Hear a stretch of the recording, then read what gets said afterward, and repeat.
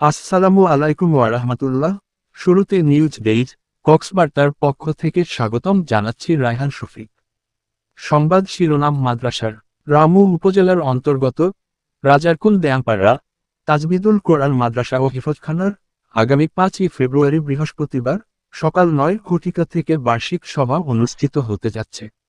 বৃহস্পতিবার উক্ত মাদ্রাসার বার্ষিক সভায় বয়ান পেশ করবেন আল্লামা হাফেজ আব্দুল হক সাহেব মুহতামিম, এমদাদুল উলুম মাদ্রাসা জয়রিয়ানালা, রামু।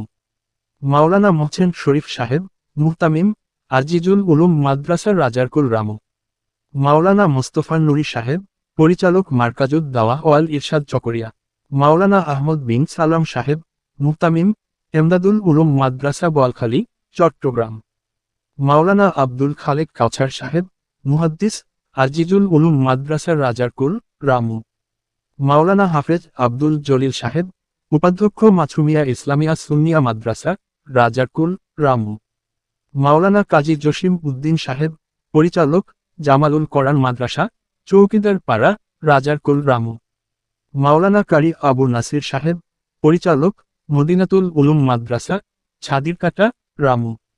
এছাড়া আরও অনেক উলামা মাশায়েখগণ তাশরিফ আনবেন, এতে মাদ্রাসা পরিচালনা কমিটি আপনাদের সবাইকে দাওয়াত করেছেন। News desk কক্সবার্তা।